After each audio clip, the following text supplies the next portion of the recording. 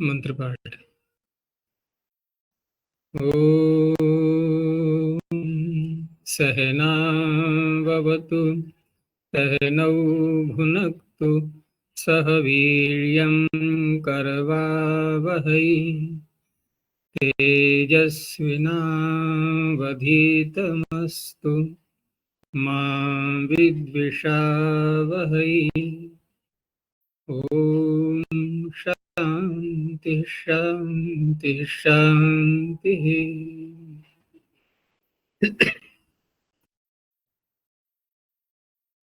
अष्टका की 112वीं कक्षा।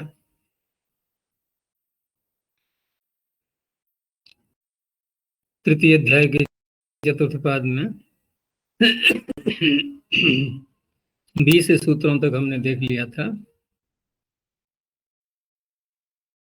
कोई प्रश्न है पीछे का? आचार्य जी, पृष्ठ संख्या 154 उपसंवादाशंकयोश्च।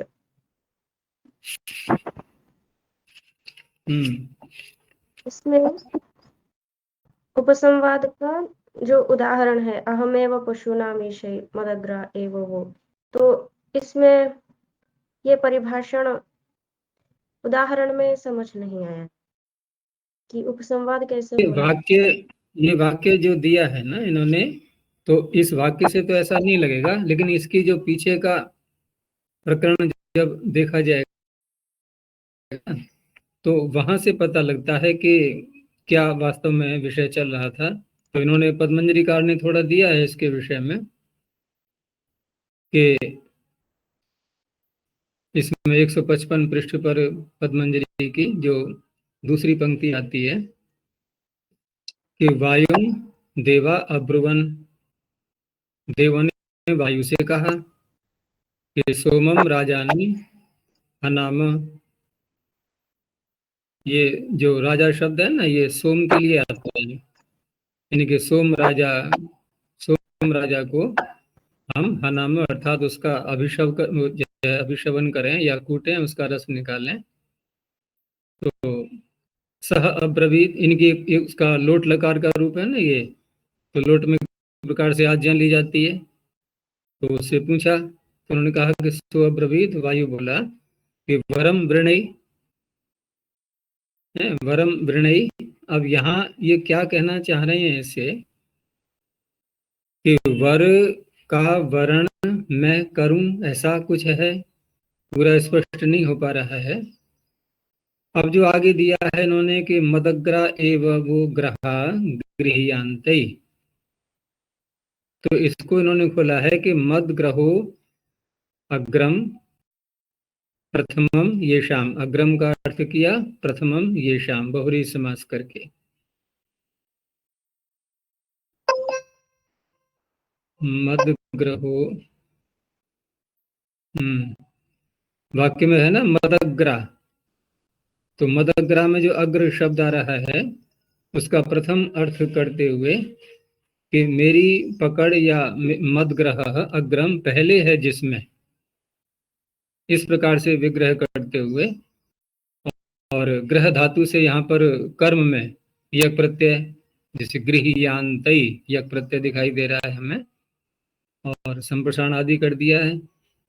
तो इतना ही बस दिया है इन्होंने, ज्यादा तो नहीं खोला है इसके लिए।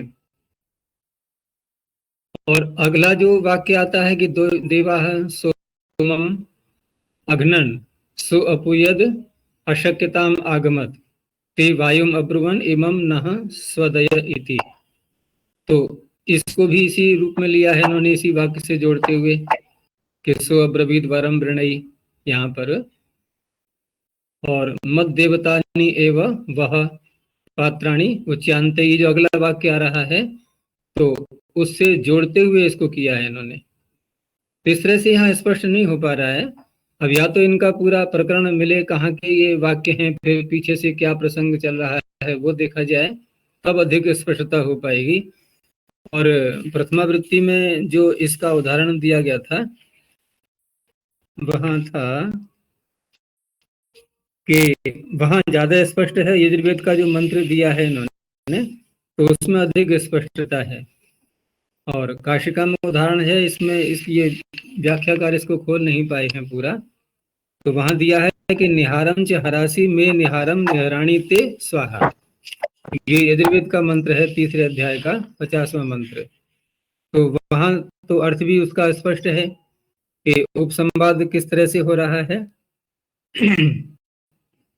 कि निहारम च हरासी में निहारम निहराणी, अर्थात निहारम च हरासी, हरासी हर धातु से लेट लगा, तो निहारम च हरासी यानी कि तू मुझको, निहारम का तात्पर्य यहाँ पर क्रेतव्य वस्तु, हरण करने योग्य वस्तु, वो मुझको दे।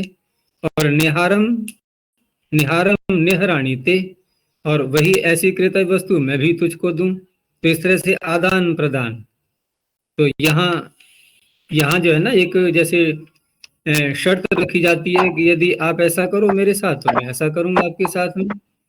तो ऐसा उपसंवाद लेना है यहाँ पर। पणबंध कहा था ना, उपसंवाद का अर्थ क्या है? पणबंध, व्यवहार का बंधन। तो वहां व्यवहार में कि आप मुझे दो मैं आपको दूं। तो यजुर्वेद का जो मंत्र है ना, उसमें अधिक स्पष्टता आ रही है। लेकिन ये कहाँ का वाक्य है ये स्पष्ट नहीं है, क्योंकि ये उद्धरण का पता तो देते नहीं है, इन व्याख्याओं में कहीं पर भी नहीं मिलता। तो अनुसंधेय है, अगर कहीं मिलता है तो और स्पष्ट हो जाएगा ये। इसको अभी यूं ही रहने दो। बस इतना है कि उपसंवाद का अर्थ हमें पता लगना चाहिए, और वो अर्थ है इसका पणबंध। अब जो भी उदाहरण आएगा पणबंध वहां घटना चाहिए। अब यहाँ वायु में और देवों में क्या क्या पूरा वार्तालाप हुआ है, ये पीछे के प्रकरण से और अधिक स्पष्ट होगा। जितनी पंक्तियां इन्होंने दी हैं उससे ये पूरा स्पष्ट नहीं हो पा रहा है, और न्यास ने तो कुछ दिया ही नहीं है इसमें। न्यास में बस इतना दिया है कि उपसंवाद परिभाषणम कर्तव्य प्रणबंध। फिर आगे लिखा है यदि में भगवान इत्यादि ना, यदि में भगवान कहाँ है इसमें वाक्य? हाँ, ऊपर का, यदि में भगवान इदम कुरियाद अहम अपि भवते इदम दास्यामि। ये इन्होंने स्वरूप दिखाया उसका, प्रणबंध का क्या स्वरूप होता है। आगे जो अहमेव पशुनाम ईशई, इसके विषय में न्यास ने इतना ही लिखा है कि देवैहि पशुपति उक्तः त्रिपुरम जहि, देवों ने पशुपति से कहा कि त्रिपुर को छोड़ दो।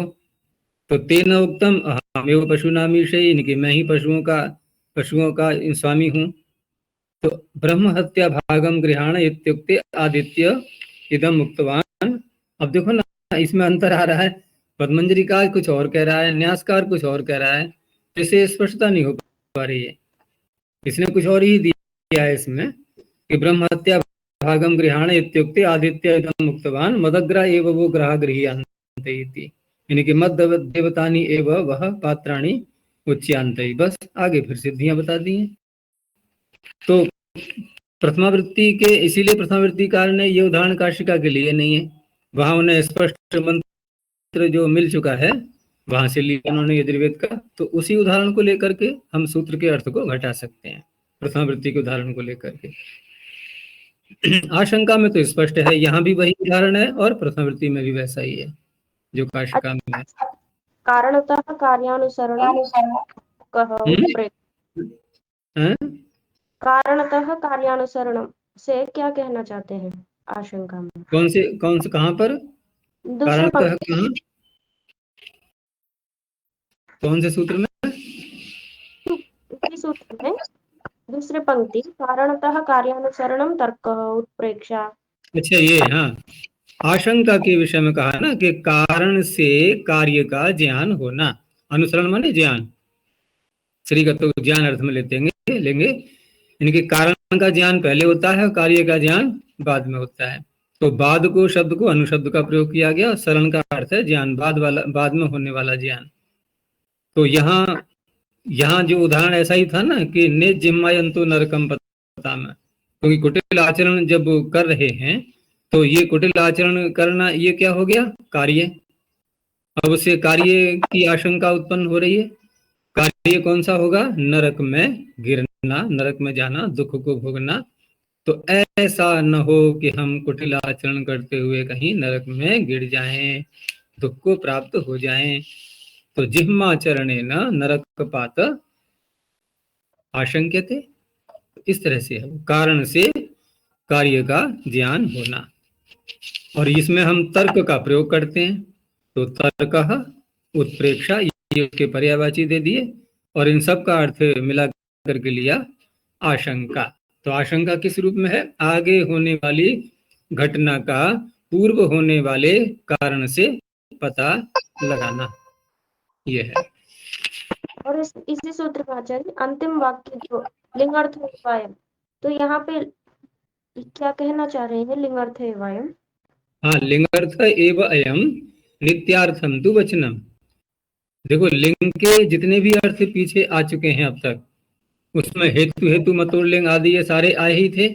तो जैसा उदाहरण इन्होंने दिया है आशंका आदि में, हम जो देख रहे हैं कि यहाँ पर कारण से जो कार्य का अनुमान हो रहा है, तो कारण क्या है? हेतु। कार्य क्या है? हेतु मत। तो ये लिंग का ही तो अर्थ है। और जब लिंग का अर्थ है तो लेट लकार तो हो ही जाना है। लेट लकार तो हो ही जाना है ना, लिंग अर्थ लेट सूत्र से। लेकिन यहाँ पर नित्य हो जाए वो, क्योंकि लिंग अर्थ लेट में अन्यत्रस्याम की अनुवृत्ति को लिया गया था। और यहाँ नित्य करने के लिए अर्थात उपसंवाद और आशंका यदि होगी तो नित्य ही लेट लकार होगा। यदि ये सूत्र नहीं बनाएंगे तो लिंग अर्थ लेट से लेट तो हो जाएगा, लेकिन वो वैकल्पिक रहेगा फिर।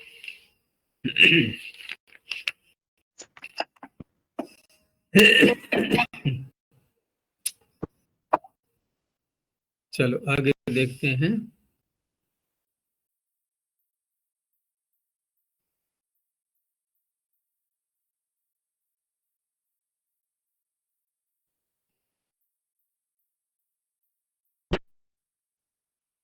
तो आगे है समान कर्तृकयोः पूर्व काले। बहुत प्रसिद्ध सूत्र है ये, और त्वा प्रत्यय का बहुत प्रयोग होता है व्यवहार में। और वहां त्वा प्रत्यय जिस धातु से भी किया जाएगा तो उसमें क्या होना चाहिए, कैसी स्थिति में त्वा प्रत्यय होता है, उसके लिए ये सूत्र है। तो समान कर्तृकयोः, द्विवचन है यहाँ पर।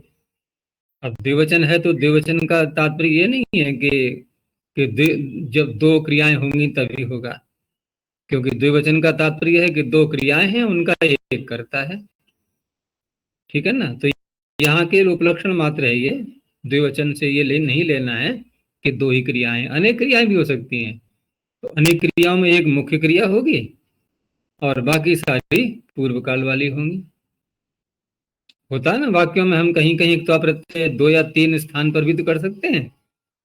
देखो, ये करके फिर ये करके फिर ये करके फिर ये करना है, ऐसे। तो समान समानः कर्ता ययोः है, धात्वर्थयोः। धातु का कर्ता होता है या धात्वर्थ का कर्ता होता है, ये भी विचारणीय विषय है ना। तो धातु का कर्ता नहीं, धातु तो एक हमारे सामने शब्द है, वो धातु है ये। ठीक है ना? धातु क्यों है? क्योंकि वो अर्थ को धारण किए हुए है। तो अर्थ को धारण किए हैं तो अर्थ होगा जब उसका प्रकट, तभी तो कर्ता की आवश्यकता पड़ेगी अर्थ करने के लिए। और जब अर्थ ही नहीं है, मात्र शब्द है, उसका कोई कर्ता नहीं होता। इसलिए अर्थ किया गया धात्वर्थयो हो, धात्वर्थ का कर्ता होना चाहिए, धातु का नहीं। धातु का नहीं होता है। तत्र पूर्व काले धात्वर्थे वर्तमानात्। और यहाँ भी वही बात है कि पूर्व काल में धातु होती है या कि धातु का अर्थ होता है, तो वहां भी अर्थ ही आएगा। तो पूर्व काले धातु है, धातु जो शब्द मात्र है उसका उच्चारण करने वाला उसका कर्ता क्यों नहीं ले सकते? तो उच्चारण करके क्या करेंगे? हमने कह दिया भू सत्तायाम, बस हो गया। तो हम कर्ता बन गए भू के? हम भू के कर्ता नहीं बने। भू सत्तायाम इति अहम उच्चारयामी, उच्चारयामी के कर्ता बने हम। भू के कर्ता नहीं बने। भू सत्तायाम क्या हो गया? ये कर्म हो गया जिसका उच्चारण कर रहे हैं। तो कर्म कर्म स्वयं बन गया वो। हम ढूंढ रहे थे धातु का कर्ता, वो धातु स्वयं ही कर्म बन गई। अब कर्ता कौन होगा उसका? उच्चारयामी का कर्ता बन गए, भू सत्तायाम कर्म हो गया।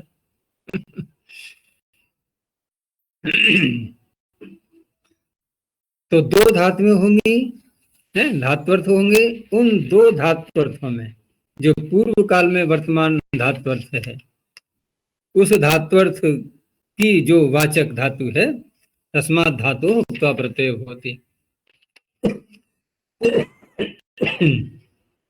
अब यहाँ एक विषय ये उठता है कि कर्तृत्व एक शक्ति है, वह शक्ति किसमें विद्यमान है? कर्ता में। तो एक धात्वर्थ की कर्तृत्व शक्ति, दूसरे धात्वर्थ की कर्तृत्व शक्ति, ये दो शक्तियां भिन्न भिन्न हो गई ना। ये दो शक्तियां भिन्न भिन्न हो गई तो समान कहाँ हुआ? अच्छा, अब दोनों धात्वर्थों की जो शक्ति है, कर्तृत्व शक्ति, वो है किसके अंदर? वो एक ही कर्ता में है। उसका आधार एक ही कर्ता है दोनों शक्तियों का।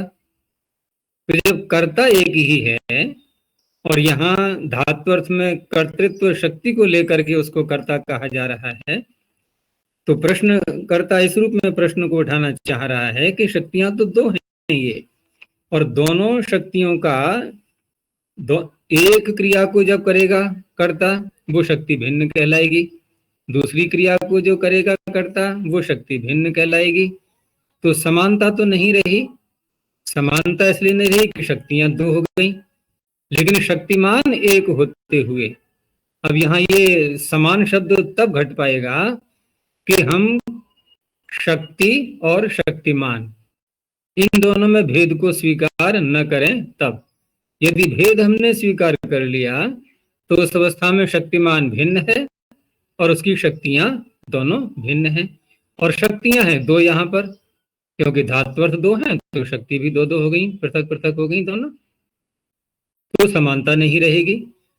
तो इसलिए यहाँ पर जो समान कर्तृकयोः जो शब्द आ रहा है, तो समान कर्तृकता वो तभी संभव हो पाएगी जब शक्ति और शक्तिमान में भेद की अविवक्षा होगी।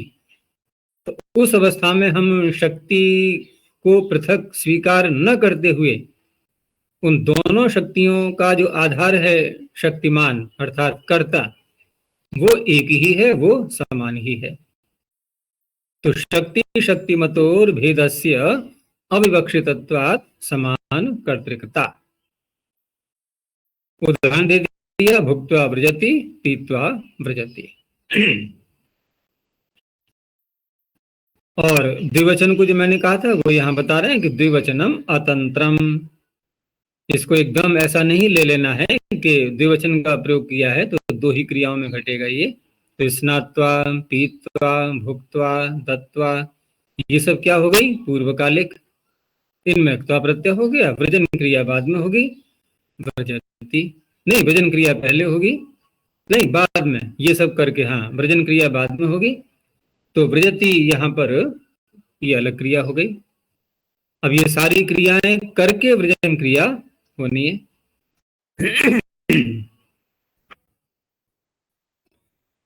आगे कहा समान कर्तृकयोः इति किम।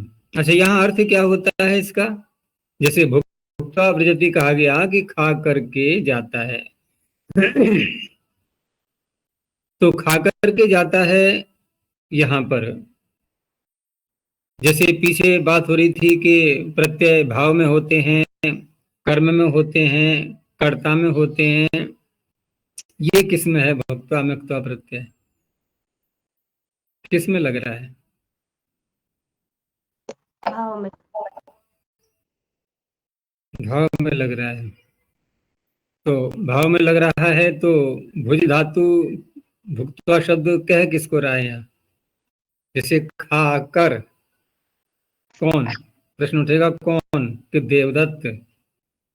जैसे हम प्रश्न करते हैं ना कि व्रजति जाता है, कौन जाता है? देवदत्त। तो तुरंत स्पष्ट हो गया कि ये क्रिया कर्ता को कह रही है। तो भुक्त्वा खाकर, कौन? देवदत्त। तो किसको कह रही है क्रिया? तो ये भी थोड़ा विचारणीय विषय होते हैं, हमें गहराई से चिंतन यहाँ भी करना चाहिए कि ये इसको भाव नहीं कहा जाता। जैसे तुमन प्रत्यय की बात आई थी ना कि करने के लिए है, वहां के लिए अर्थ में जो आता है करने के लिए, क्या करने के लिए, क्रिया, क्रिया है ना, तो क्रिया स्वयं को ही तो कह रही है? पठितुम व्रजति, पढ़ने के लिए। अब पढ़ने के लिए में ये प्रश्न नहीं किया जाएगा कौन, कि कौन का तो उत्तर जो जो आगे व्रजति बोला जाएगा कि कौन जाता है, वहां जाएगा उत्तर वो। पठितुम व्रजति, पढ़ने के लिए जाता है, तो पठितुम पढ़ने के लिए। हाँ, ये तो कह सकते हैं क्या पढ़ने के लिए, ठीक है ना, क्या पढ़ने के लिए ये तो कह सकते हैं, लेकिन स्वयं यहाँ पर पढ़ने के लिए यानी पठन मात्र की जो बात की जा रही है।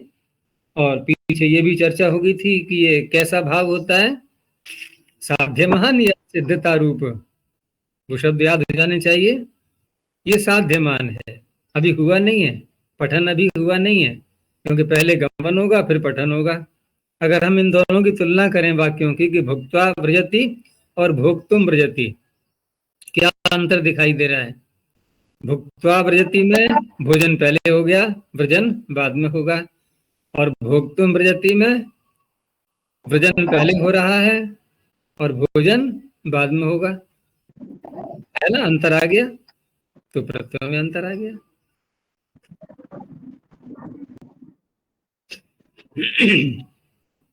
आगे कहा समान कर्तृकयो रीतिके, समान कर्तृकता की जो बात की आपने, वो अगर इसको न कहा जाए तो क्या होगा, तो फिर भिन्न कर्तृक होने पर भी ये वाक्य प्रयोग में आने लगेंगे कि भुक्तवती ब्राह्मणे गच्छति देवदत्तः।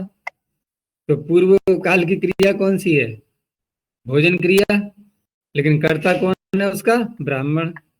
और गमन क्रिया बाद में हुई है, उसका कर्ता है देवदत्त। तो समान कर्तृकता नहीं रही, इसलिए भुज धातु से त्वा प्रत्यय नहीं हुआ। नहीं तो क्या होता, भुक्त्वा ब्राह्मणे, ऐसे नहीं बनेगा। पूर्व काले किम, अब एक ही काल में दो क्रियाएं हो रही हैं, कोई आदमी जा भी रहा है बोल भी रहा है, व्रजति च जलपति च, यहाँ पूर्व कालता है ही नहीं।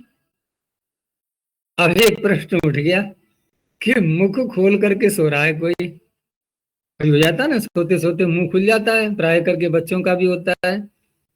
तो अब यहाँ क्या कहा जाएगा, उसने पहले मुख खोला बाद में सोया था, बल्कि उल्टा हुआ है यहाँ। जिस समय सोना प्रारंभ किया था ना, उस समय तो मुख बंद था, फिर जब नींद गहरी आई, पता ही नहीं चला, या स्वप्नावस्था आ चुकी है, जो भी स्थिति है, अब मुख खुल गया है। अब उसको देख करके जो वक्ता है वो क्या वाक्य बोल रहा है कि मुख खोल करके सोता है। तो तुरंत हम सूत्र लेके पहुंच गए कि आपने ये कैसे प्रयोग कर दिया, यहाँ पूर्व काल कहाँ है? तो फिर ये सूत्र तो प्रत्यय कर नहीं पाएगा, क्योंकि बात तो सही है, पूर्व काल तो है नहीं यहाँ। चक्षु सम्मील्य हंसती, तो पहले आंखें बंद करता है तब हंसता है, या हंसते हंसते आंखें बंद हो जाती हैं?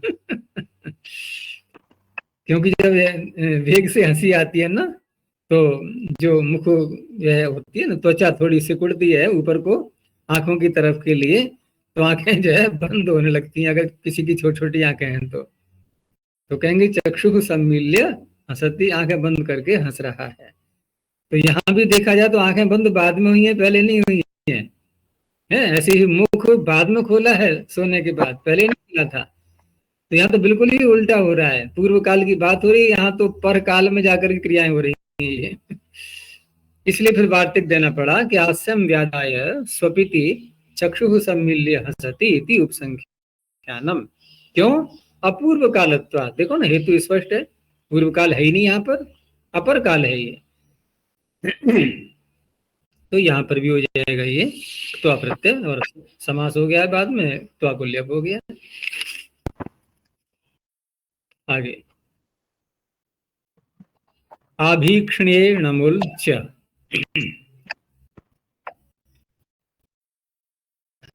अब यहाँ पर भी ये जो समान कर्तृकयो जो प्रकरण प्रारंभ हुआ है ये, तो इसकी अनुवृत्ति आगे चलेगी अब, और यहाँ भी समान कर्तृकता ही दी जाएगी। तो समान कर्तृकयोः पूर्व काले ये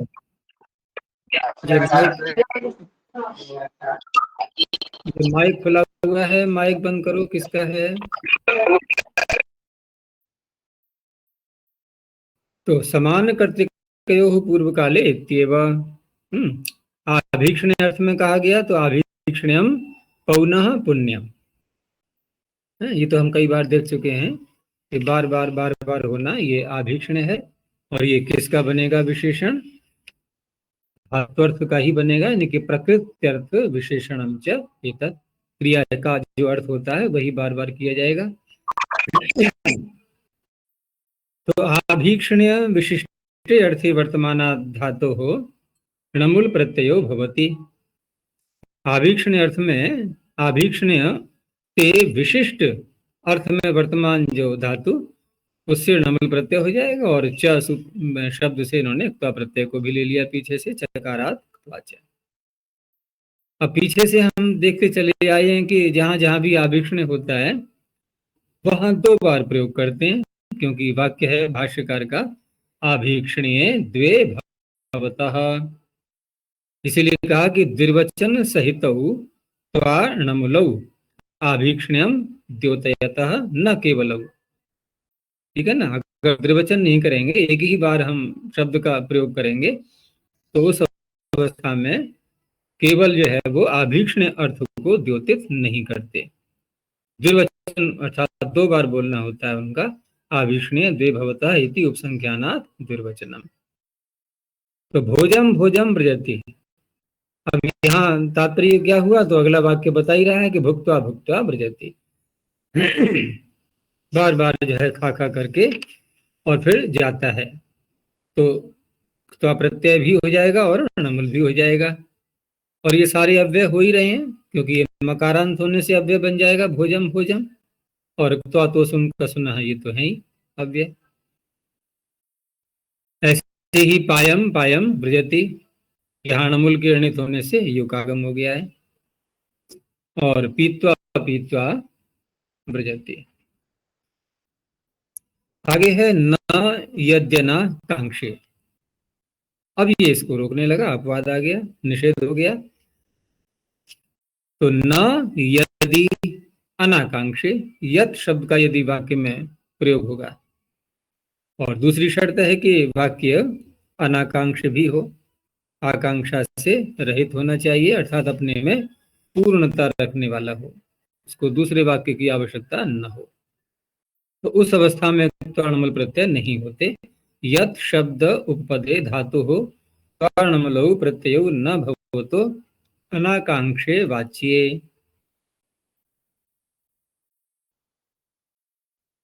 यहाँ अनाकांक्ष के अर्थ को खोल रहे हैं। अनाकांक्ष में जो है ना, आकांक्ष आकांक्ष पहले शब्द बनाएंगे अच प्रत्यय करके, और वाक्य बनेगा उसका कर्ता। आकांक्षति इति आकांक्षम, कौन? वाक्य।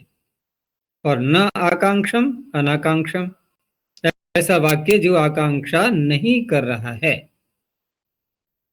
ऐसा वाक्य आने पर यह सूत्र त्वणमुल का निषेध कर देगा। तो यत्र पूर्वोत्तरे क्रिये स्तः, 2 क्रियाएं हैं, एक क्रिया पूर्व है, पूर्व हुई है, एक बाद में होगी। ये वाक्य में दोनों आएंगी। परंतु तच्चेद वाक्यम न परम किंचिद आकांक्षते, इन दोनों क्रियाओं को मिलकर के जो वाक्य बनेगा वह किसी और की आकांक्षा नहीं कर रहा है। तो ऐसे वाक्य को कहा जाएगा अनाकांक्ष। णमुल अनंतरः क्त्वा तु पूर्व सूत्र वेदोपि प्रतिषिध्यते। अब यहाँ जो इन्होंने कहा कि आप जो निषेध कर रहे हैं, तो नियम ये होता है, निषेध का नियम क्या होता है? अर्थात जब प्रतिषेध या निषेध किया जाता है तो एक परिभाषा कार्य करती है कि अनंतरस्य विधिर्वा भवति, प्रतिषेध होगा। आप विधि करो या प्रतिषेध करो, लेकिन जो निकट का सूत्र होता है अनंतर, बिना व्यवधान वाला सूत्र, अनंतरस्य विधिर्वा भवति प्रतिषेध होगा। तो विधि और प्रतिषेध वो अनंतर सूत्र से जुड़े होते हैं। अब अनंतर सूत्र कौन सा है? णमुल करने वाला, आभीक्षणीय णमुल। च से तो आप पीछे का खींच रहे हो, वो तो पिछला सूत्र हो गया। तो ये कह रहे हैं कि अणमुल अनंतरः, णमुल कैसा है? ये अनंतर है। और क्त्वा ये पूर्व सूत्र से विहित हुआ था। तो यहाँ कहा कि क्त्वा तु पूर्व सूत्र विहिता, पूर्व सूत्र से विहित होने पर भी उसका भी ये निषेध कर रहा है। उसमें हम ये भी कह सकते हैं कारण के रूप में कि अगर यहाँ स्पष्टता के लिए कहा जाए कि ठीक है कि णमुल अनंतर है, लेकिन अनंतर सूत्र में च शब्द भी तो है, और च से हमने क्त्वा को लिया ही था। च शब्द से हमने क्त्वा को लिया था, तो क्त्वा कहाँ आ गया? अनंतर सूत्र में आ गया, नहीं आ गया च के अर्थ में? भाई च सार्थक ही तब होगा। हमने क्या देखा कि अनंतर सूत्र में णमुल पड़ा हुआ है, अरे च भी तो पड़ा हुआ है। इसकी यूं ही व्याख्या की जा सकती है, यदि भी कहा नहीं ऐसा किसी ने, लेकिन हम तार्किक दृष्टि से देखे हैं तो च को हर निरर्थक नहीं मानेंगे। फिर हम अनंतर सूत्र हमने णमुल देख लिया, अरे च भी तो कुछ कह रहा है ना, तो च को आप च के रूप में मत लो, च को मानो आप क्त्वा, तो दोनों अनंतर हो गए। इसलिए दोनों का ही निषेध यहाँ पर हो जाएगा। अब दोनों का निषेध हो गया तो न तो णमुल होगा न क्त्वा होगा। जैसे यदयम भुंक्ते ततः पचति, तो अनाकांक्षता क्यों है?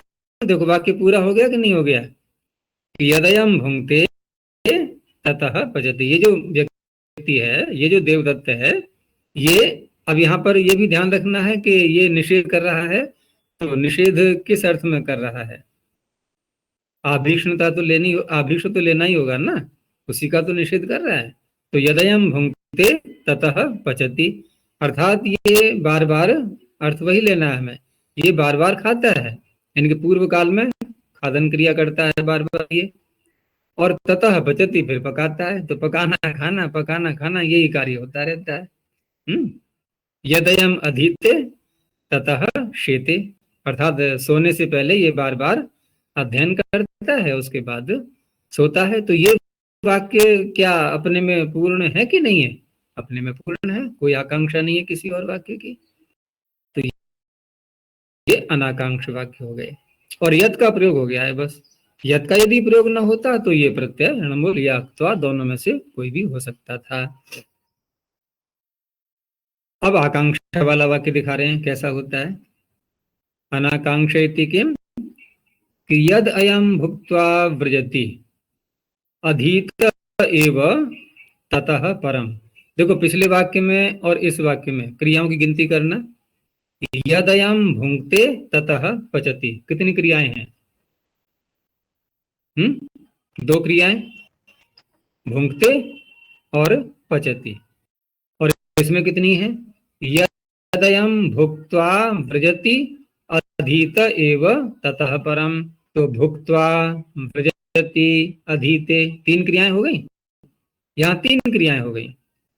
तो इसका अर्थ क्या बनेगा कि ये जो व्यक्ति है, ये जो खा करके जाता है, ठीक है ना, उसके बाद में पढ़ता है, तो खा करके ये जो बार बार खा करके जाता है, इतना यदि हमने बोल दिया तो ये वाक्य पूरा हो गया अपने में, कोई आकांक्षा तो शेष नहीं है, अब पूरा होगा ही नहीं कि ये जो बार बार खा करके जाता है। तो कहेगा आगे तो बोलो क्या करता है फिर ये बाद में, तो कहा अधीत एव ततः परम। ये एक नया वाक्य बन गया। अभी इसकी आकांक्षा थी इसको, अब इसकी आकांक्षा थी, इसलिए यहाँ यद शब्द का प्रयोग होने पर भी इस सूत्र से क्त्वा का निषेध नहीं हो पाया, धातु से क्त्वा प्रत्यय हो गया।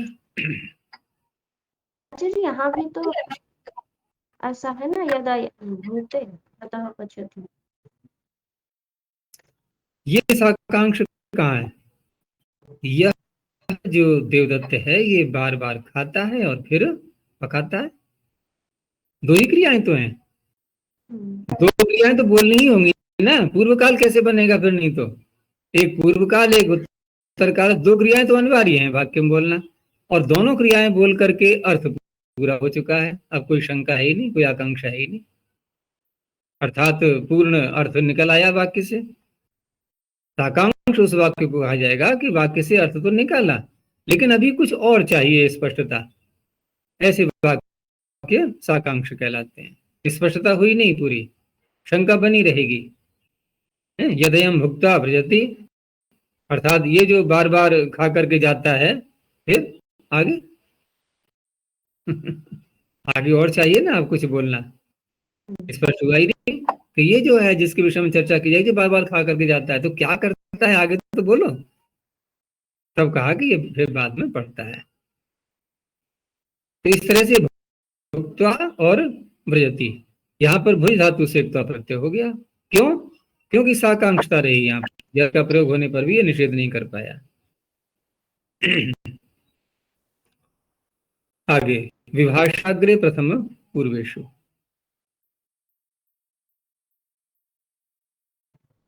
अप्राप्त विभाषेयम। ये अप्राप्त विभाषा अर्थात प्राप्त नहीं था।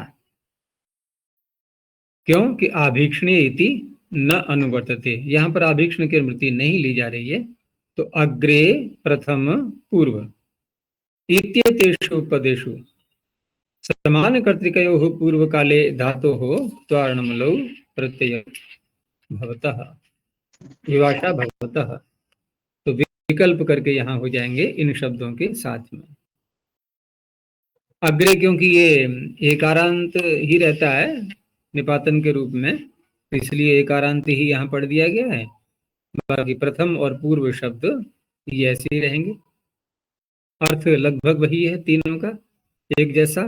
तो अग्रे भोजम व्रजति, इनके आगे, आगे माने पहले खा करके फिर जाता है, ऐसे ही अग्रे भुक्त्वा व्रजति विकल्प करके हो गया। प्रथमम भोजम व्रजति, उसका भी यही अर्थ है कि पहले खा करके जाता है। और प्रथमम भुक्त्वा व्रजति, पूर्वम भोजम व्रजति, पूर्वम भुक्त्वा व्रजति। अब यहाँ पर एक प्रश्न ये उठाया कि आपने क्त्वा प्रत्यय को विकल्प से किया, क्त्वारणमूल को, तो विकल्प से करने की आवश्यकता क्या है? विकल्प से करने की आवश्यकता क्या है? तो कहा कि विकल्प से करने से ये हो जाएगा कि यहाँ पर यदि अन्य कोई लकार प्राप्त होता है दूसरे पक्ष में, तो वो हो जाएगा विभाषा ग्रहणम, अर्थात एताभ्याम मुक्ते लडादयोपि यथा स्युः, लड आदि लकार भी हो पाए, इसलिए यहाँ विभाषा ग्रहण किया गया है। जैसे अग्रे भुंगते ततो भवति, ये भी वाक्य ठीक है, अर्थ वही निकल रहा है कि पहले खाता है फिर जाता है। तो हमने क्त्वा प्रत्यय भी कर लिया, णमुल भी कर लिया और लट लकार भी कर लिया। विभाषा ग्रहण नहीं करते तो ये नहीं हो पाता। तो पूर्व पक्षी कहता है नहीं, आप विभाषा ग्रहण मत करो, आप केवल क्त्वा और णमुल का ही विधान करो, और वासरू विधि से लट भी हो जाएगा कि नहीं? तो वही प्रश्न उठाया कि ननुच वासरूप इति भविष्यति, ये लट तो हो ही जाना है वैसे भी। तो अब यहाँ पर ज्ञापन निकलता है फिर, ठीक है ना, जब कोई भी उत्तर ना निकले तो ज्ञापन आ जाता है। तो तेन, हाँ, अक्त्वारणमलौ, ज्ञापन क्या निकला? अक्त्वारणमलौ यत्र सह विधीयते, यत्र माने यस्मिन् सूत्रे, जिस सूत्र में क्त्वा और णमुल साथ साथ कहे जाते हैं। देखो, समान कर्तृत्व पूर्व काले से क्या कहा गया था? केवल क्त्वा प्रत्यय, णमुल नहीं था ना वहां। तो जिस सूत्र में क्त्वा णमुल साथ साथ किए जाते हैं विधान, तत्र वासरूप विधि नास्ति, वहां वासरूप विधि नहीं होती है। इति एतद अनेन ज्ञाप्यते, तो यहाँ इस विभाषा के ग्रहण से ये पता लग रहा है, नहीं तो विभाषा की आवश्यकता ही नहीं थी यहाँ पर। अब उससे लाभ क्या होगा कि पीछे जो आभीक्षण अर्थ में जिस सूत्र ने णमुल और क्त्वा किया था, वहां पर भी लड आदि लकार नहीं होंगे। अब देखो, यहां तो विकल्प करके हो गए, लेकिन पीछे क्त्वा णमुल जो किया गया था, वहां पर प्रभाव पड़ गया इसका, इस ज्ञापन का, कि वहां लड आदि लकार नहीं होते। चलो, ये विषय पूरा हुआ। अब कहा यहाँ पर कि आपने कहा कि अग्रे, प्रथम और पूर्व इनके उपपद रहते हुए आपने प्रत्यय का विधान किया था। तो पद अगर आप बोल रहे हो तो पद मतिंग से समास भी होना चाहिए, ठीक है ना। आपने समास तो किया ही नहीं। अग्रे पृथक है, भोजन पृथक है, ऐसी अग्रे अलग है, भुक्त्वा अलग है, इत्यादि। अब यहाँ पर समास क्यों नहीं हुआ? देखो, समास करते हैं हम उपपद मतिंग, ये तो सामान्य सूत्र हो गया। लेकिन आगे जब अव्यय के साथ में ये अव्यय तो है, भोजम और भुक्त्वा, अव्यय के साथ में समास करते हैं तो कौन सा सूत्र नियम वहां बता रहा है? अमयी वाव्ययेन। अर्थात यदि आपको अव्यय के साथ में समास करना है उपपद का, तो आप केवल अमंत अव्यय के साथ ही उपपद का समास कर सकते हैं। तो चलो मान लिया हमने हमने अग्रे भोजम, यहां तो कर सकते हैं कि नहीं? अमंत है ये। अग्रे भुक्ता में नहीं करेंगे, लेकिन अग्रे भोजन में तो कर सकते हैं। अभी नेटवर्क बहुत कम है, मेरा चित्र रुक रुक करके आता है ना बहुत, तो उसको सिम को एक्टिवेट कर लेना आज। तो अग्रे भोजम, यहां तो हो जाएगा समास, हो जाएगा कि नहीं? अग्रे भुक्ता में नहीं करेंगे, हो सकता है ऐसा? नहीं हो सकता। तो वहां एक अर्थ और निकाला गया अमय वाव्यय इनका, कि अव्यय के साथ में, यानी कि अव्यय के साथ में समास करना है तो अमंत अव्यय के साथ में होगा, ये पहली बात। दूसरा क्या है कि जिस सूत्र में अमंत के साथ, अर्थात जिस सूत्र में अम प्रत्यय किया जा रहा है अकेला, समझ में आ रही बात? जिस सूत्र में केवल णमुल का विधान है, त्वा का विधान नहीं है, उस सूत्र के द्वारा जो प्रत्यय किए जा रहे हैं कि जिसमें केवल णमुल का विधान है, तो वहां तो अमी वाव्य लग जाएगा। लेकिन जिस सूत्र में णमुल का भी विधान किया गया, अर्थात अमंत प्रत्यय का भी विधान किया गया, और किसी दूसरे प्रत्यय का भी नाम ले दिया गया, तो वहां किसी के साथ भी समास नहीं होगा, ठीक है ना। तो वही देखो आगे कि तत्र उक्तम तत्र एवकारस्य प्रयोजनम अमयि वाव्ययेन अमा एव, वहां एव निरर्थक हो रहा था, क्योंकि इतना ही सूत्र यदि बना देते कि अमा अव्ययेन, तो नियम तो अपने आप निकल आता। जब उपद मध्यम सूत्र समास कर ही रहा है और फिर भी हमने सूत्र बना दिया अमा अव्ययेन, तो क्या करेगा? ये नियम ही तो बताएगा कि अव्यय के साथ में समास करना है तो अमंत के साथ ही होगा। ये बिना एव के भी निर्धारण हो रहा था और फिर भी एव लगाया गया। तो उस एव से क्या तात्पर्य निकाला गया कि जिन सूत्रों में अमंत प्रत्यय भी हो और अन्य प्रत्यय भी हो, वहां ये सूत्र निषेध कर देगा समास का। तो अमा एव यत् तुल्य विधानम उपपदम तत्समस्यते न अन्यत् है, जहां केवल अमंत के साथ में तुल्य विधान किया जा रहा है, तुल्य क्रियाओं का, केवल वहीं पर समास की प्राप्ति होगी, न अन्यथा, क्योंकि यहां प्रयुक्ता भी हो गया था। तो अब न तो अग्रे भोजम के साथ में समास होगा, न अग्रे भुक्त्वा के साथ में समास होगा।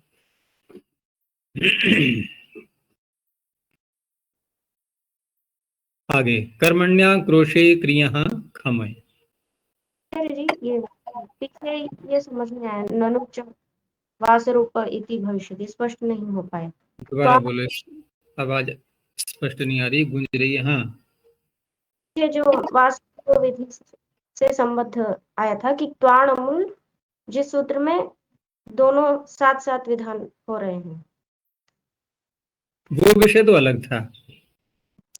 वो अलग बात है कि वहां भी साथ साथ वाली बात आ रही है, यहाँ भी साथ साथ वाली बात आ रही है, लेकिन विषय अलग अलग है दोनों का, उनको आपस में जोड़ना नहीं है। उपपद समास का विषय अलग है और वासुर विधि का विषय अलग है। तो वासुर विधि में तो इन्होंने ज्ञापन ये निकाला कि इक्त्वा और नमुल, जहां पर दोनों प्रत्यय एक ही सूत्र से कहे जा रहे हैं, वहां पर वासुरु को स्त्रियाम सूत्र नहीं लगता, अर्थात वो नित्य ही अन्य प्रत्ययों के बाधक बनेंगे। उसका तो ये तात्पर्य हो गया, और इसका मैंने बता ही दिया अभी उपपद समास का। अर्थात आभीक्ष्ण णमुल च ये दोनों विधान कर रहे हैं और अव्यये यथाभिप्रेताख्याने क्रिया त्वाणमुल वो भी एक सूत्र है। वहां भी हो जाएगा ऐसे, वहां भी जहां भी होगा। तो एक उदाहरण दे दिया उन्होंने कि तेन आभीक्ष्णे लड़ा देव न भवंती, वो निकट में सूत्र था ना, इसलिए उसका उदाहरण दे दिया इन्होंने। तो ये बात स्पष्ट हो गई नहीं अमई वाव्यन में, क्योंकि अमई वाव्यन हमने जो पीछे सूत्र पढ़ा था, ये बात वहां भी आ चुकी है। काशिका तो हमने पढ़ ही ली ना इस सूत्र की भी। तो वहां भी ये बात कही गई थी, एवकार का जो बताया था ना प्रयोजन, ये वाक्य जैसे इन्वर्टेड कॉमा में दिया है ना उन्हें, अमा एव यत् तुल्य विधानम उपदम तत्समस्यते नान्यत, ये बात वहां भी ऐसे ही दी गई थी। तो इसलिए एव का तात्पर्य ही वही है कि जहां यदि अमंत के साथ में कोई भिन्न प्रत्यय भी आ चुका है तो वो सूत्र भी हट जाता है, और जो अमंत शब्द नहीं है वो भी सारे हट जाते हैं। अर्थात यदि अव्यय के साथ में समास होगा उपपद का, तो एक निष्कर्ष के रूप में ये बात निकल के आती है केवल अमंत अव्यय के साथ ही होगा। लेकिन वह अमंत अव्यय जिस सूत्र से बनाया हमने, उस सूत्र में केवल अमंत प्रत्यय की ही चर्चा हो, अन्य यदि कोई प्रत्यय साथ में बोल दिया है उसके, तो वो भी इस सूत्र का विषय नहीं बनेगा, अर्थात वो भी समास को प्राप्त नहीं होगा। अब यहाँ अमंत है तो भोजम शब्द, लेकिन फिर भी नहीं कर पा रहे हम समास उपपद मतिंग से, क्योंकि यहाँ भोजम में जिस सूत्र से णमुल हुआ है वह सूत्र केवल णमुल का विधान नहीं करता, वो क्त्वा का भी विधान करता है। ठीक है ना?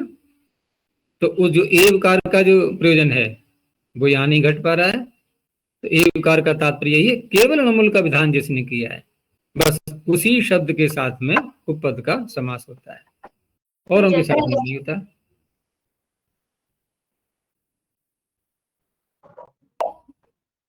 अच्छा जी, जैसे णमुल ये उदाहरण हो सकता है सूत्र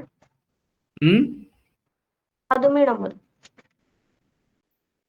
स्वादुमी णमुल, हाँ हाँ हो रहा है समास स्वादुम कारम में, वहां हो रहा है।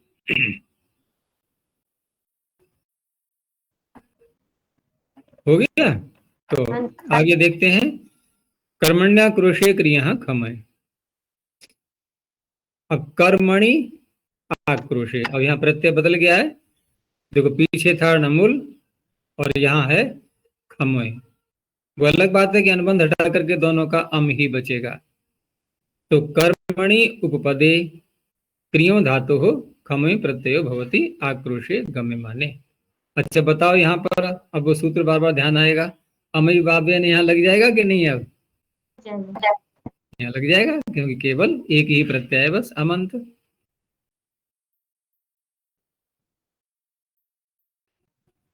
अर्थात उसको शुद्ध सूत्र चाहिए ऐसा जो केवल अमंत प्रत्यय का ही विधान करता हो, मिला जुला नहीं, बिल्कुल शुद्ध, इसमें कोई मिलावट न हो। तो शर्त इसकी और है कि आक्रोश गम्य माने आक्रोश। अब आक्रोश क्या है? एक प्रकार से अंदर से जो क्रोध की भावना निकलती है, रोष, उसको प्रकट करने के लिए जो वाक्य बोले जाते हैं। जैसे चोरंकारम आक्रोशति, तो तात्पर्य क्या है इसका?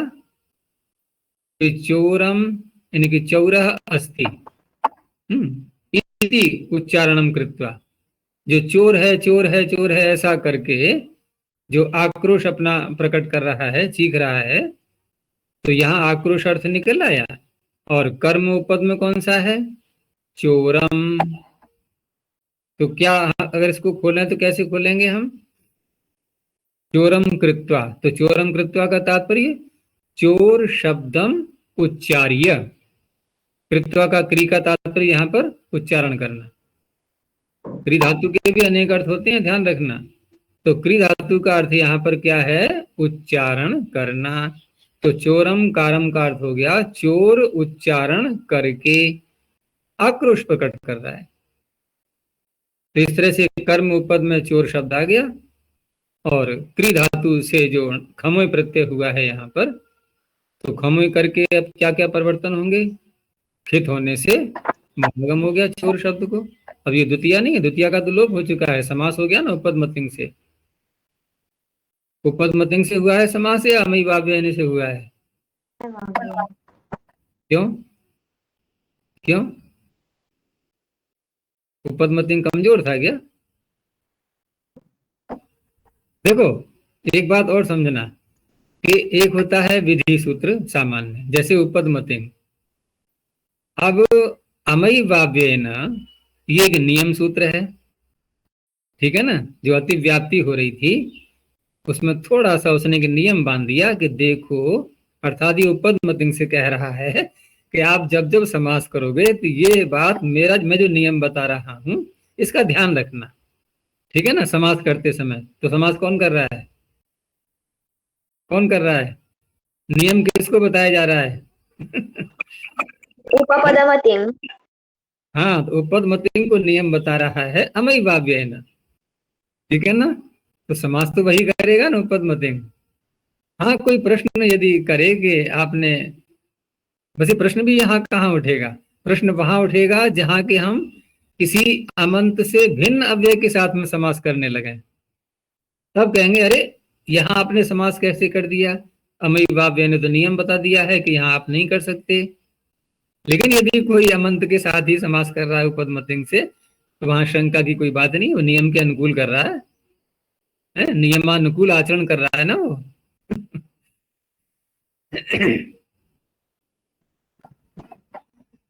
तो चोरंकारम आक्रोशति, उसी खोल रहे हैं कि चोरवसी दस्युरसी, तू चोर है, तू दस्यु है, ऐसे करके आक्रोश। अब ऐसा नहीं है इसका तात्पर्य कि वो चोर बना रहा है उसको। आक्रोश में हम कुछ निंदनीय शब्दों का प्रयोग करते हैं ना कि तू बहुत दुष्ट है, तू ऐसा है वैसा है, तो इस तरह से यहाँ पर दस्यु और चोर कह करके आक्रोश प्रकट हो रहा है। इसीलिए आगे उसको खोला है कि चोर करणम आक्रोश संपादनार्थम एवं, चोर शब्द का उच्चारण आक्रोश का संपादन करने के लिए है, न तो असौ चोर क्रियते। उसको क्रिया धातु का अर्थ करना भी तो होता है ना, है? तो क्या अर्थ बन जाएगा कि चोर करके, अर्थात चोर बनाकर अब चीख रहा है, दूसरे को चोर बना दिया अब चीख रहा है, ये अर्थ नहीं है। न तो असौ चोर क्रियते, उसको चोर किया नहीं जा रहा है। यानी क्रिया का अर्थ क्या है यहाँ पर?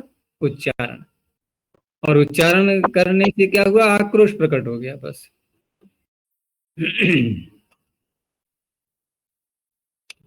आगे स्वादुमीण मूल, ये भी प्रसिद्ध सूत्र है। तो यहाँ स्वादुम शब्द का प्रयोग किया पाणिनि ने, जबकि मूल शब्द है क्या? स्वादु, मकार भी साथ में बोल दिया है। तो इस तरह से अब स्वादु के अन्य जो पर्यायवाची शब्द आएंगे, जिसको जिस पदार्थ को मिला करके वस्तु स्वादिष्ट बन जाती है, तो वहां भी सर्वत्र मकार जुड़ जाएगा, उसका प्रतीक मात्र है ये। सामान्य कर्तिकयो पूर्व काले क्रिया इति च अनुवर्तते, ये सब अनुवृत्ति आ ही रही है पीछे से, क्री धातु भी जुड़ गई है साथ में यहाँ पर। और स्वादुमी इति अर्थ ग्रहणम, अर्थात स्वादु केवल मात्र शब्द का स्वरूप नहीं लेना है, यहाँ पर स्वादु अर्थ को अर्थ लिया जाएगा, और उस अर्थ को कहने वाले जितने भी शब्द हैं उसमें स्वादु भी आ गया, लवण आदि भी आ गया, वो सब गृहित हो जाएंगे। तो स्वाद्वर्थेषु उपपदेषु क्रियो नमुल प्रत्ययो भवति। तो स्वादुम कारम भुंक्ते, अब समास हो रहा है सर्वत्र यहाँ पर उपपद्मतिंग से। तो स्वादुम कारम भुंक्ते, संपन्नम कारम भुंक्ते, लवणम कारम, तो लवण संपन्न स्वादु, ये सब समानार्थक जैसे हो गए और सभी में मकार जुड़ जाएगा। आगे कहा कि स्वादुमी इति मकारांत निपातनम ईकारा भावार्थम, ईकारा भावार्थम माने ईकार अभावार्थम, ईकार को रोकने के लिए। मान लो कोई स्वादिष्ट वस्तु जो बनाई जा रही है और वह है स्त्रीलिंग की, जैसे यवागु, तो हम जब विग्रह करेंगे तो वहां पर विग्रह में स्त्रीलिंग स्वादु शब्द को बनाएंगे, तो कारांत होने से वो तो गुणवचनात् इससे ङीश प्रत्यय हो जाएगा, तो शब्द क्या बनेगा? स्वाद्वी। अब स्वाद्वी से विग्रह करेंगे तो फिर उपपद में भी तो स्वाद्वी शब्द आएगा। लेकिन पाणिनि ने क्या किया, उन्होंने स्वादुम को मकारांत पढ़ दिया पहले ही सूत्र में। तो मकारांत पढ़ने से अब क्या हो गया, उसका उकारांत तत्व का विघात हो गया। उकारांत तत्व का विघात हो गया तो विग्रह में तो हम वैसे ही बोलेंगे, क्योंकि विग्रह में भी हमने प्रत्यय नहीं किया है। वहां तो स्वाद्वी ऐसा ही बोला जाएगा कि अस्वाद्वीम स्वाद्वीम कृत्वा भुंक्ते। लेकिन जब समास करने लगेंगे, उपपद में शब्द लाएंगे, तो वहां पर स्वाद्वी को न रख करके अब रखा जाएगा स्वादुम। तो यदि यह मकारांत न पढ़ते पाणिनि यहाँ पर, तो वहां भी उपपद में नीश प्रत्यय जोड़ करके ही रखना होता। इसलिए कहा कि स्वादुमी इति मकारांत निपातनम ईकार अभावार्थम, नीश का ईकार न हो जाए इसलिए, पहली बात। दूसरा है कि च्यंतस्यापि मकारार्थम। अब कोई ये कहे कि हम यहाँ पर च्वी के अर्थ में कर रहे हैं ये, और च्वी के अर्थ में करते हैं तो उर्यादि च्वीडाचष्ट क्या संज्ञा बन जाती है फिर? ती। निपात का अधिकार चल रहा है ना, और निपात होने से अव्यय बन जाते हैं सारे ये, और अव्यय बन जाते हैं तो खिति अनव्ययस्य, खिति अनव्यय से मुमागम हो पाएगा फिर? अगर स्वादु शब्द मकारांत न पढ़ा जाए तो इसके जो अन्य शब्द आ रहे हैं, तो वहां पर भी इसके पर्यायवाची जो अन्य शब्द आ रहे हैं, वहां पर भी जब च्यर्थ में हम विग्रह करेंगे तो उस अवस्था में क्या हम खित्यन व्यस्य, यानी कि इनका तात्पर्य कहने का ये, पीछे खमय प्रत्यय आपने विधान किया था, ठीक है ना, और आप खमय की अनुवृत्ति न ला करके आप स्वादु में अणमुल का विधान कर रहे हो अलग से। तो क्यों ऐसा कर रहे हो? यहाँ ऐसा करने की आवश्यकता ही क्या है? ठीक है ना। देखो, अगर आप कहो कि हमने णकार वृद्धि के लिए लगाया है, तो वृद्धि के लिए तो खमय में भी यकार लगा हुआ है। समझ में आ रहा है यहाँ तक विषय? अभी णमुल में णकार यदि वृद्ध्यर्थक माना जाए तो वृद्धि के लिए तो खमय में यकार भी है। और जो आप मकार पढ़ रहे हो यहाँ पर स्वादुम में निपातन मान करके, तो वो कार्य हम मुमागम करके कर लेंगे। लेकिन मुमागम करके आप तब कर पाओगे ना जबकि च्यर्थ में न हो, क्योंकि च्यर्थ में जब करेंगे तो ये अव्यय बन जाएगा, और अव्यय बनने से खित्यन व्यय से अव्यय को मुमागम करता नहीं हुआ, तो मुमागम हो ही नहीं पाएगा, तो ये मकार आएगा कहाँ से? इसलिए नया प्रत्यय णमुल का विधान किया गया, ठीक है ना। और णमुल का विधान किया गया है तो अब यहाँ पर जो नीश की प्राप्ति होती है उकारांत शब्द में, कि स्वादु शब्द में, उसका भी अभाव करने के लिए मकार सार्थक हो रहा है। और लवण आदि जो शब्द हैं जो उकारांत नहीं है, लवण है, संपन्न है, ये जब च्वी के अर्थ में आएंगे, यहाँ पर च्यंत बना करके इनका जब प्रयोग किया जाएगा, तो उस अवस्था में अव्यय होने के कारण से यहाँ मुमागम हो नहीं पाता, तो ये स्वादुम का मकार उनमें भी जुड़ जाएगा। तो इस तरह से एक तो हो गया ईकारा भावार्थम, मकार का पढ़ना यहाँ पर ईकार का अभाव करने के लिए। दूसरा हुआ व्यंतस्यापि मकारार्थम, मकार के लिए भी हुआ। और दीर्घ अभावार्थम च, दीर्घ भी न हो जाए उसके लिए। तो दीर्घ कौन करता है?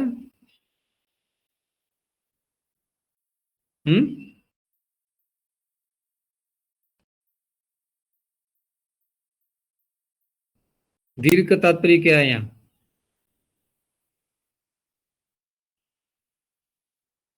दीर्घा भावार्थम।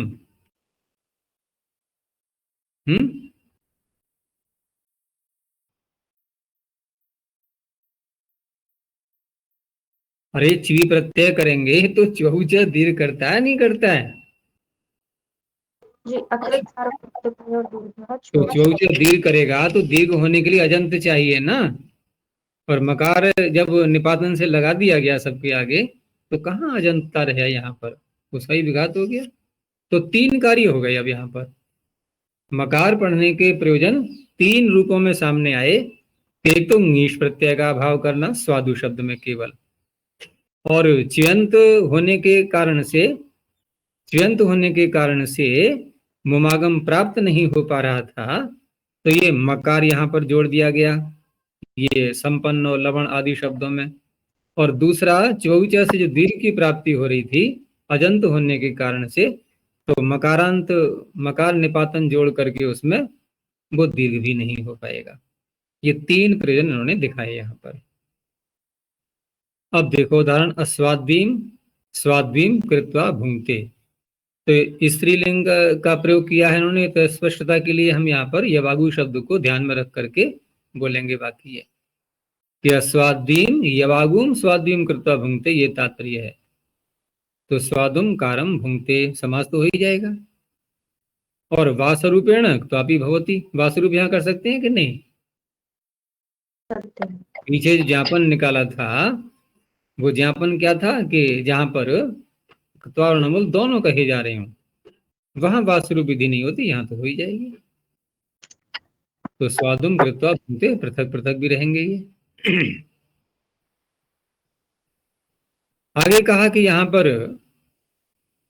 पीछे जो तुमर्थ की बात चली थी, तो तुमर्थाधिकाराच सर्व एते भावे प्रत्यया, ये प्रत्यय यहाँ पर इन्होंने भाव में माने हैं तुमर्थ का अधिकार लेते हुए। तो प्रश्न ये उठाया गया कि यदि एवं, यदि आप ऐसा स्वीकार कर रहे हो कि ये भाव में प्रत्यय हो रहे हैं, तो स्वादुम कारम में जो नमुल प्रत्यय आया ये किस में आया? भाव में।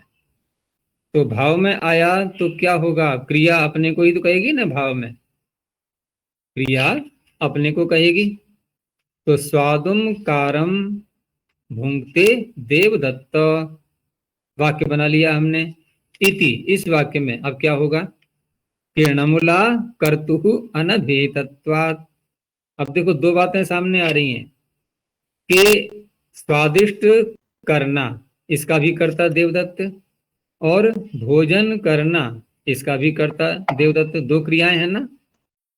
लेकिन हुआ क्या कि देवदत्त कर्ता एक क्रिया के द्वारा अनभिहित है और एक क्रिया के द्वारा अभिहित है। ठीक है ना, दो नावों में सवार हो गया ना अब ये। अर्थात क्री धातु का, क्री धातु का, क्री धातु से तो हो गया ये अनभिहित। कैसे? क्योंकि नम्र प्रत्यय आ गया भाव में, अनभिहित हो गया नहीं हो गया?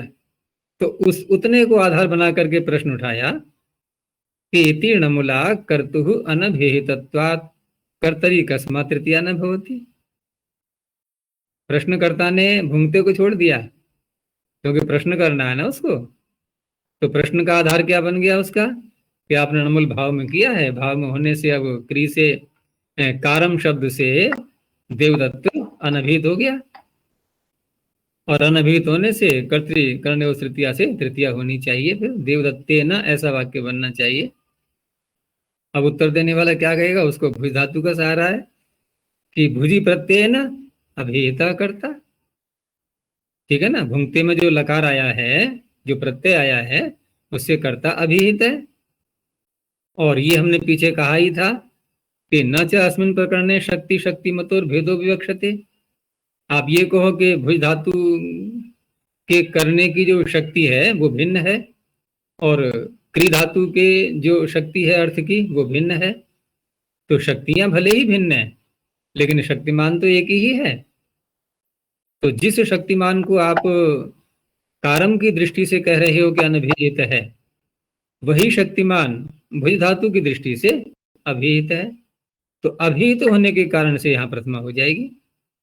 ठीक है ना, तो न च अस्मिन् प्रकरणे शक्ति शक्तिमतोर भेदो विवक्षते, और समान कर्तृत्व ही विरुध्यते, क्योंकि समान कर्ता भी तो नहीं रहेगा अगर हम शक्ति शक्तिमान में भेद मानेंगे तो।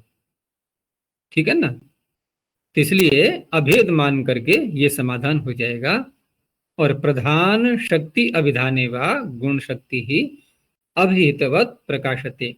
अब यहाँ एक बात और सामने आती है। पीछे भी एक बार चर्चा हुई थी कि तिङंत और सुबंत, इनमें प्रधान किसको बताया गया था? चर्चा हुई थी ना एक बार पीछे।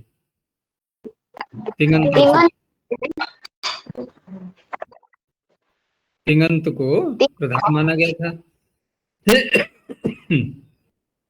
और सुबंत को गौण अर्थात गुण। अब यहां पर देखें यदि तो भुक्त ये स्वादुम कारम, तो स्वादुम कारम क्या हो गया? सुबंत। और इसके द्वारा कर्ता अनभिहित है, ठीक है ना। तो गौण क्रिया के द्वारा कर्ता अनभिहित हुआ, गौण शब्द के द्वारा। और प्रधान क्रिया, प्रधान शब्द कौन सा है? भुंक्ते। भुंक्ते के द्वारा ये अभिहित है। तो देवदत्त पर प्रभाव किसका अधिक पड़ेगा? भुंक्ते का पड़ेगा। तो प्रधान शक्ति अभिधाने वा, प्रधान शक्ति अभिधाने का तात्पर्य प्रधान शक्ति के द्वारा अभिधान होने पर गुण शक्ति ही, जो स्वादम कारम की है गुण शक्ति ही, वह भी अभिहितवत प्रकाशते। अब वो भी अभिहित के समान कार्य करेगी।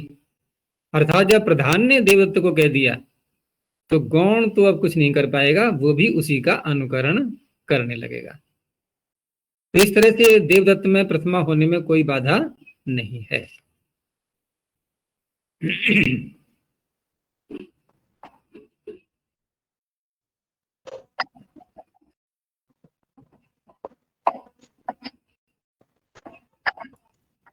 चलो और ले लेते हैं आगे। अन्यथैवम कथमित्थम सु सिद्ध प्रयोगश्चेत्। कितने शब्द हैं यहाँ पर? 3। अन्यथा एवं कथम इत्थम, सप्तमी का बहुवचन है। और अगला शब्द है इसमें सिद्धा प्रयोग, सिद्धस्य अप्रयोग, सिद्ध का प्रयोग न हो वाक्य में। अब सिद्ध यहाँ किसको कहा जाएगा? इसमें बहुरी समास भी कर सकते हैं कि सिद्ध अप्रयोग यस्य, सिद्ध है अप्रयोग जिसका, वो कौन होगा? क्री धातु, क्योंकि क्री से प्रत्यय कर रहे हैं ना। कहने का तात्पर्य है कि हम जो वाक्य आगे बोलेंगे अब वहां पर क्री के प्रयोग करने से अर्थ में कोई भी परिवर्तन नहीं हो रहा है, ये पता लग जाएगा। और यूं भी देख लो, जैसे अन्यथा का अर्थ क्या होता है भाई? भिन्न प्रकार से। एवं का अर्थ क्या होता है? इस प्रकार। कथम का अर्थ किस प्रकार? इत्थम का अर्थ इस प्रकार। तो इस प्रकार आदि जो शब्द आ रहे हैं यहाँ, तो क्री धातु इसमें क्या कर लेगी कि इत्थम करोति या इत्थम कारम करोति? क्या क्या तात्पर्य हो गया उसमें? कुछ भी नहीं। ऐसा करके, वो ऐसा करके तो ऐसा करके तो आ ही गया, उसी का अर्थ उसमें अर्थ निकल आया। वो क्री धातु का अर्थ भी इन शब्दों में समाविष्ट है। तो अन्यथा दिशु उपदेशु क्रियो णमुल प्रत्ययो भवति, सिद्धा प्रयोगश्चेत् करोतिर्भवति। अर्थात क्री धातु का प्रयोग जो है न होने के बराबर हो जाए, यानी कि सिद्ध है जिसका अप्रयोग, ऐसी क्री धातु से नमुल प्रत्यय होता है। प्रश्न किया कथम पुनरसु सिद्धा प्रयोग, इसका अप्रयोग सिद्ध कैसे है? तो कहा निरर्थकत्वात्, निरर्थक होने से। न प्रयोगम अर्हति, इसके प्रयोग की आवश्यकता नहीं है। इति एवं एवं प्रयोज्यते, बस यूं ही इसका प्रयोग हो रहा है। तो ऐसे भी वाक्य बनते हैं। और स्पष्ट किया कि हमने कहा अन्यथा भुंक्ते, अब इससे क्या अर्थ निकल रहा है भाई? जैसे खाना चाहिए उस विधि से नहीं खा रहा है, ये भिन्न प्रकार से खा रहा है। तो इति यावान अर्थ, इस वाक्य के द्वारा जितना भी अर्थ निकल रहा है, तावान एव, उतना ही अर्थ अन्यथा कारम भुंक्ते इति गम्यते। कार लगा दिया हमने अन्यथा कारम, तब भी वही अर्थ निकल रहा है। कोई अंतर आया क्या? अन्यथा भुंक्ते, अन्यथा कारम भुंक्ते, तो कौन सी विशेषता आ गई? कुछ भी नहीं। ऐसे ही एवं कारम, कथम कारम, इत्थम कारम, तो ये हो गया सिद्ध अप्रयोग, क्री धातु का अप्रयोग सिद्ध हो गया। अब यहाँ इसका प्रधान में स्पष्ट हो जाएगा और कि सिद्धा प्रयोग इति किम, कि अन्यथा कृत्वा शिरो भुंक्ते। अब यहाँ देखो क्या है, पीछे हमने कहा था अन्यथा कारम भुंक्ते, तो अन्यथा कारम भुंक्ते में क्या हमने कोई कर्म भी साथ में जोड़ा था क्री का? कुछ भी नहीं। लेकिन यहाँ क्या है, अन्यथा कृत्वा शिरः, यहाँ शिरः कर्म आ गया एक, कि शिर को विपरीत करके खा रहा है, तो यहाँ कृत्वा की आवश्यकता होगी नहीं हो गई? अब क्री धातु के प्रयोग की यहाँ पर आवश्यकता हो गई। यदि इसको हटा दें तो क्या वाक्य बनेगा, अन्यथा शिरो भूंगते, अर्थ निकल आएगा? वो नहीं निकलेगा। तो यहाँ क्री का अप्रयोग सिद्ध नहीं है, अर्थात सिद्ध है, आवश्यक है, अनिवार्य है प्रयोग करना। इसलिए इस सूत्र से नमल प्रत्यय नहीं हुआ, तो प्रत्यय हो गया। आगे यथा तथयो रसूया प्रतिवचने, क्रिया सिद्धा प्रयोग यदि वर्तते, ये पीछे से आ ही रहा है यहाँ पर भी। यथा तथा शब्दयोः उपपदयोः क्रियो नमुल प्रत्ययो भवति, यहाँ भी वही शब्द है, यथा और तथा, इस प्रकार से पीछे थे अन्यथा इत्यादि, और असूया प्रतिवचने गम्य माने। अब यहाँ पर जो प्रतिवचन है, प्रतिवचन क्या होता है? एक प्रकार से उत्तर देना, पहले किसी ने वचन बोला, उसके उत्तर में प्रतिवचन कहा गया, लेकिन वह प्रतिवचन किसका है? असूया का है। असूया का प्रतिवचन का तात्पर्य क्या होगा? यानी कि निंदा के द्वारा वो प्रतिवचन है, अर्थात किसी ने निंदा से प्रत्युत्तर दिया है, अर्थात वो प्रत्युत्तर उसका एक प्रकार से निंदनीय है, किसी की अवहेलना करते हुए। यदि असूयन पृच्छति, और पूछने वाला भी एक निंदनीय प्रकार से ही प्रश्न कर रहा है उससे, तो यदि असूयन पृच्छति प्रतिवक्ति तत्र प्रतिवचनम, वहां पर फिर प्रतिवचन बोला जा रहा है। जैसे किसी ने कहा भाई कैसे खा रहे हो तुम, यानी उसका खाना उसको अच्छा नहीं लग रहा है कि तुम कैसे खा रहे हो, तो उत्तर देने वाला क्या कह रहा है? वो भी फिर निंदनीय उत्तर देगा, निंदा से प्रयुक्त होकर के, कि यथा कारम अहम भुंक्षे तथा भोग कारम किम तवानेन, भाई जैसे भी खा रहा हूं मैं खा रहा हूं, तुम्हें इससे क्या लेना देना? तो इस तरह से एक प्रकार से निंदनीय वाक्य प्रयोग में आ रहे हैं, यही असूया है यहाँ पर। तो यहाँ यथा शब्द का प्रयोग और तथा शब्द का प्रयोग है, ये दोनों उपपद में आ रहे हैं, तो क्री धातु से नमल प्रत्यय हो गया, यथाकारम तथाकारम, यहाँ पर समास हो जाएगा। असूया प्रतिवचन इति किम, अब यहाँ एक स्पष्ट बात कही जा रही है कि यथा कृत्वा अहम भोक्ष्ये, मैं जैसे भी खाऊंगा, तथा त्वम द्रक्ष्यसि, तू वैसे मुझे देख लेगा। जैसे किसी ने कहा भाई कैसे खाते हो आप, मुझे भी सिखा दो, तो ठीक है मैं जैसे खाऊंगा तू देखना आराम से और सीख लेना उससे। तो यहाँ कोई निंदा वाली बात नहीं है, ना प्रश्नकर्ता के रूप में ना उत्तर देने वाले के रूप में, कहीं भी। और पीछे का उदाहरण फिर दिया इन्होंने यहाँ पर कि सिद्धा प्रयोग इत्येव, क्योंकि यहाँ भी तो कारम शब्द का प्रयोग असिद्ध था पीछे वाक्य में, यथाकारम अहम मोक्ष आदि में, लेकिन जहां पर सिद्ध रहेगा वहां ये सूत्र प्रणमुख प्रत्यय नहीं करेगा।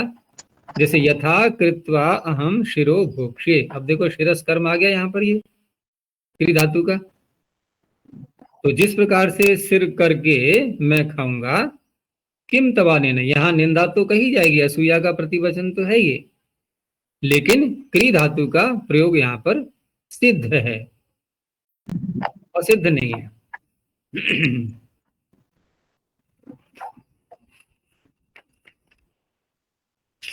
कर्मणि दृष्टि विदोह साकल्ये, कर्मणि उपदे, साकल्य विशिष्टे अर्थे दृष्टि विदोर धातुर नमुल प्रत्यय भवति। यहाँ केवल विशेष बात जो कही जा रही है वो है साकल्य वाली, इनके संपूर्णता अर्थ यहाँ निकलना चाहिए, संपूर्णता विशिष्ट कर्म उपपद रहते हुए। जिस कर्म को उपपद में माना जाएगा वो संपूर्ण ग्रहण करना है। तो उदाहरण जो दिया है इन्होंने, कन्या दर्शम वरयति, जिस जिस कन्या को देखता है उसका वर्ण करता है। प्रथावृत्ति में ऐसे उदाहरण नहीं आया था, वहां आया था कि यवन यवन दर्शम अंति, वहां अन्य प्रकार से था। तो इसी को खोला है इन्होंने कि यायाह कन्या पश्यति, जिन जिन कन्याओं को देखता है, तास्ता वरयति इत्यर्थः, उन उनका सबका वर्ण करता है। ऐसे ही अब ये कोई व्यवहार में ये हो जाएगा क्रियात्मक रूप में, कभी नहीं हो पाएगा ऐसे। तो कुछ उदाहरण ऐसे आते हैं इसमें काशिका में जो कि हम व्यावहारिक दृष्टि से देखें तो संगत नहीं हो पाते।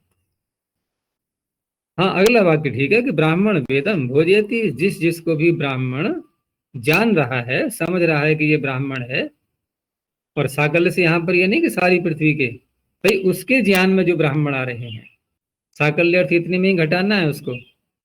एक मीमांसा में सूत्र आता है ना, सर्वोत्तम आधिकारिकम, और व्यवहार में भी हम देखते हैं कि मान लो रसोई में मीठा रखा हुआ है, बच्चा गया वो सारा खा लिया उसने, क्या रे तूने सारा मीठा खा लिया। अब वो क्या उत्तर दे रहा है कि नहीं, सारा तो नहीं खाया है मैंने, अभी आप देखो बाहर जाकर के बाजार में दुकानों में भरा पड़ा है मीठा, सारा कहाँ खाया है मैंने। तो क्या कहेंगे कि सर्वोत्तम आधिकारिकम, जितने स्थान को लेकर के बात कही जा रही थी, जिस रसोई को लेकर के, उतने में रखा मीठा सारा खा लिया। ठीक है ना, तो अधिकार एक किसी क्षेत्र का विशेष लेकर के, और वहां सर्व शब्द को घटाना होता है। ऐसे यहाँ पर भी उसके ज्ञान की दृष्टि से जो जो ब्राह्मण सामने आते जा रहे हैं उनको भोजन करा रहा है। तो दृश धातु और विद धातु दोनों से नम्र प्रत्यय हो गया। तो कन्या दर्शम ब्राह्मण वेदम, ब्राह्मण वेदम भोजयति यम यम ब्राह्मणम जानाति, अर्थात लभते विचारयति वा तान सर्वान भोजयति इत्यर्थः। साकल्येति किम, अब एक ब्राह्मण दिखाई दिया उसको, ब्राह्मणम दृष्ट्वा भोजयति, बस यहां पर नम्र प्रत्यय नहीं हुआ। विंद जीवो हो, यहाँ धातुएं विंद और जीव, तो यावत शब्द उपदे विंदतेर जीवतेश्च नमुल प्रत्ययो भवति। तो विदलिरी लाभे का है, ये नुमागम हो जाता है ना। तो यावद वेदम भुंक्ते, यावल लभते तावत भुंक्ते, अर्थात जितना प्राप्त करता है, विदलिरी लाभे, जितना प्राप्त करता है उतना खा लेता है। यावत जीवम अधीते, तो जितना भी जीवन है उसका अध्ययन करता है, यावत जीवति तावद अधीते इत्यर्थः।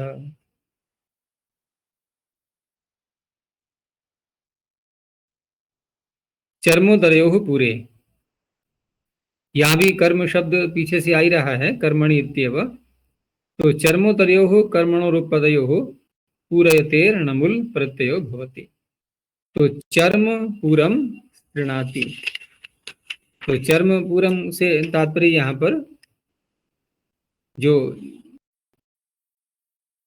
चमड़ा है अपने शरीर का कह लो या कहीं का भी, उसको पूरे को ढकता है। स्त्रीणाति माने स्त्री आच्छादने, उसको ढांक रहा है। ऐसे ही उदर पूरम भूंगते, तो उदर को भर करके खाता है, पेट भर के खाता है, बस यही अर्थ है इसका। ये सब नवल प्रत्यय के ही सूत्र चल रहे हैं सारे। चलो यहीं तक रखते हैं अब, अभी तो आगे चलेगा ये ऐसे।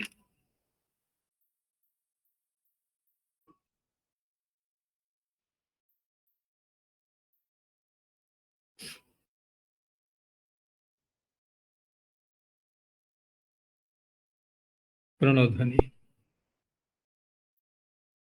ओ